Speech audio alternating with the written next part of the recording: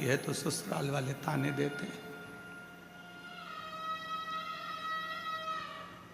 और कुबरेश्वर धाम आने वाला जब खाली जाता है तो लोग सीहोर वाले महाराज को ताना देते हैं तो निभाना, दरबार से खाली मत भेजना।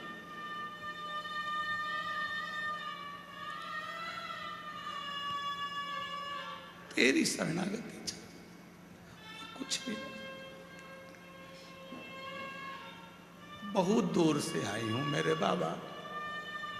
मैंने सुना है 12 ज्योतिर्लिंग के मध्य में तू रहता है।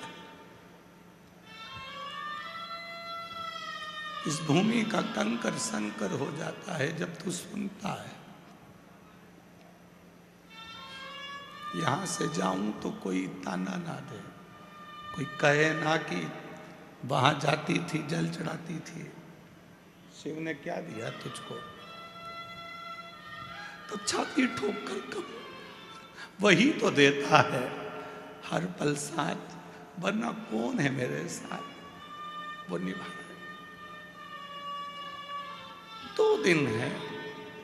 हम रोज कहते हैं कि किसी के पास बैठकर व्यर्थ बात मत करो, उसके पास बैठो,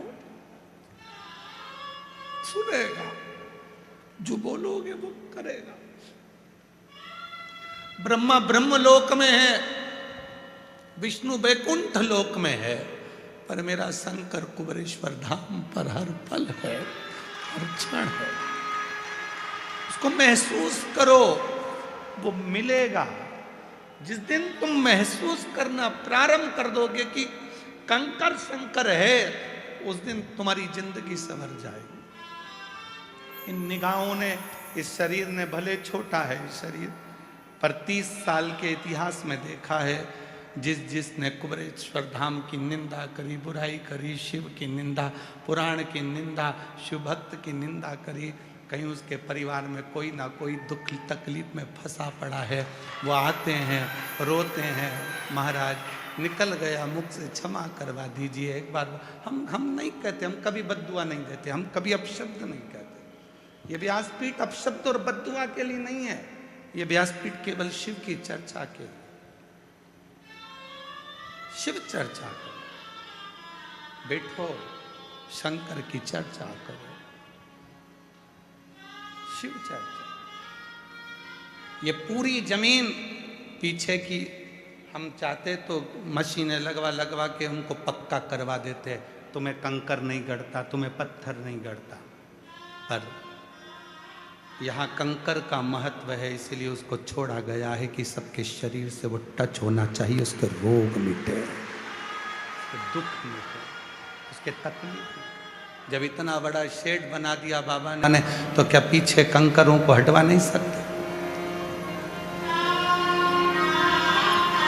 प्रशासन ने हमसे कहा था कि इतने कंकर हैं, इनको साफ करा दो। हमने कहा यहाँ कंकर के लिए तो दुनिया आती है, यहाँ आती किसके लिए? कंकर के। यहाँ का कंकर ही तो शंकर है। हम इसको नहीं हटवा सकते, बाकी के सब कुछ हटवा सकते, कंकर नहीं हटवा सकते। वो भीतर समाहित हो, तुम्हारे भीतर। पहचान लो उसको एक बार, बहुत मुश्किल से पहचान में आए। दिखावा, आडंबर, ढोंग, ढकोसला आज के लोगों को बहुत भाता है, पर सच्चा संत, सच्चा गुरु और सच्ची शिव भक्ति किसी को समझ नहीं आती। उसमें कुछ ना कुछ खोट नजर आता है। समझ गए तो जिंदगी सार्थक हो गई। कित्तों को दिया, कित्तों वो नहीं देता तो तुम आते नहीं। तुम्हारे रिश्तेदार इतना बुलाते हैं, तुम शादी में नहीं जाते हो। तुम्हारे मायके में इतने कार्यक्रम होते हैं, तुम दौड़ दौड़ कर नहीं जाते हो। कोई 50 बार फोन लगाता है तो भी तुम नहीं जाते हो। और सीहोर कुबरेश्वर धाम से ना तो तुम्हारे पास फोन जाता है, ना पत्र जाता है, ना निमंत्रण पत्रिका जाती है। हमारे यहाँ पत्रिका नहीं छपती है। सारे महाराजों के यहाँ कार्यक्रम होगा तो उसकी पत्रिका छपेगी, पर कुबरेश्वर महादेव की कोई पत्रिका नहीं छपती, ना निमंत्रण जाता है। फिर भी मेरा बाबुल अपनी बेटी को और अपने दामादों को खींचकर बुला लेता है।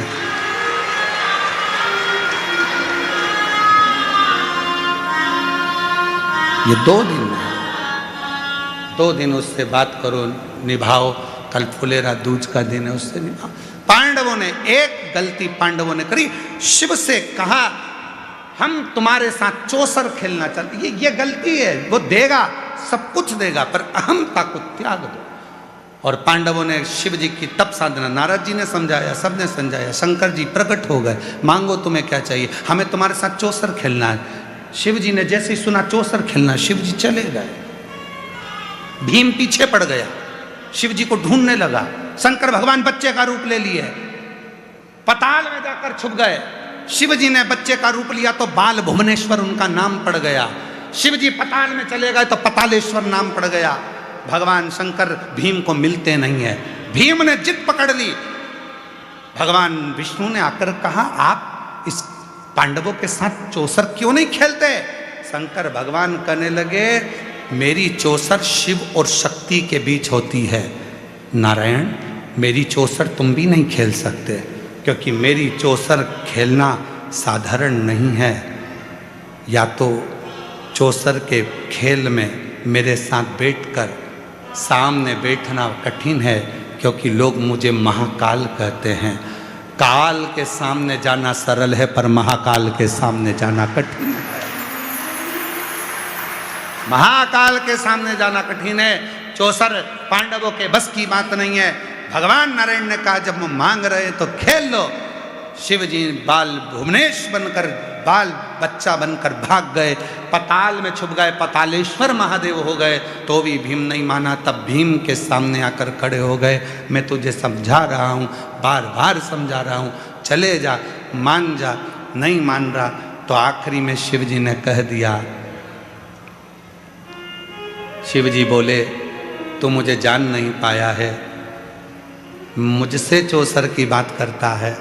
एक संसार का मनुष्य तेरे से चौसर खेलेगा और तू धक्का खाता फिरेगा, हार कर नीचे पड़ा होगा, कुछ भी नहीं होगा, शून्य।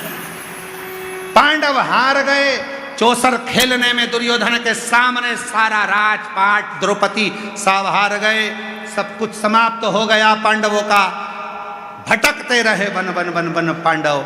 जब भटकने का समय आया तो भगवान कृष्ण को याद आया मैं नारायण था, शिव जी ने मना करा था चौसर खेलने का, ये नहीं माना था तो श्राप लगा था।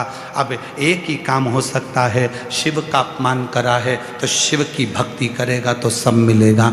जाओ, जब तक वन में रहो शंकर के शिवलिंग की प्रतिष्ठा करो, पूजन करो, अर्चना साधना करो। पांडवों ने पूरे भारत की भूमि पर जितने मंदिर आपको नजर आते हैं उसमें कई मंदिर पांडवों के द्वारा बनाए गए हैं। यहाँ तक पांडव आखिरी समय तक केदारनाथ पहुंच गए और केदारनाथ जी की धरा पर बैठकर पांडवों ने तप साधना करी। तब जाकर बद्रीश के आगे पहुंचकर अपने प्राणों को परमात्मा में विलीन किया है। शिव का अपमान करा है तो शिव की ही साधना करो। बहुत दुख है, तकलीफ है, कष्ट है। समझ लेना कि पूर्व में कभी शिव का अपमान कर दिया होगा, शिव भक्ति का अपमान कर दिया होगा, शिव भक्त का अपमान कर दिया होगा, जो आज भोगना पड़ रहा है। क्यों ना मैं शंकर को एक लोटा जल चढ़ाकर अपने पूर्व के कर्म को काट दूं, और जैसे पांडवों ने अपना कर्म काटा और वापिस हस्तिनापुर के राजा बन गए, वैसा राज्य मुझे मिल जाए। जो शिव को समझ गया उसका जीवन सार्थक होगा, सार्थक। शिव जी का नाम बाल भुवनेश्वर हो गया, शिव जी का नाम पतालेश्वर हो गया, और वही भुवनेश्वर, पतालेश्वर, वही कुंदकेश्वर हमारे बीच में पधार रहे हैं। जोरदार ताली बजाकर स्वागत करें। आज कथा का पंचम दिवस विराम ले रहा है। छठे दिन की कथा कल रहेगी। 1 बजे से 4 बजे तक श्रवण करेंगे। 7वें दिन की कथा प्रातः 8 बजे से 11 बजे तक हो जाएगी। और कल बाबा का फुलेरा बंधेगा, उसका भी दर्शन रहेगा। बाबा के फुलेरे का, फुलेरा दूज का, बाबा के पीले धतूरे का सुंदर दर्शन करेंगे आनंद के साथ, भाव के साथ। अंदर कुबेर भंडारी को भी रुद्राक्ष समर्पित होगा, हल्दी चढ़ेगी। बड़े भाव से आप सब लीलाओं का दर्शन कर अपने जीवन को धन्य बनाएं। हर हर महादेव।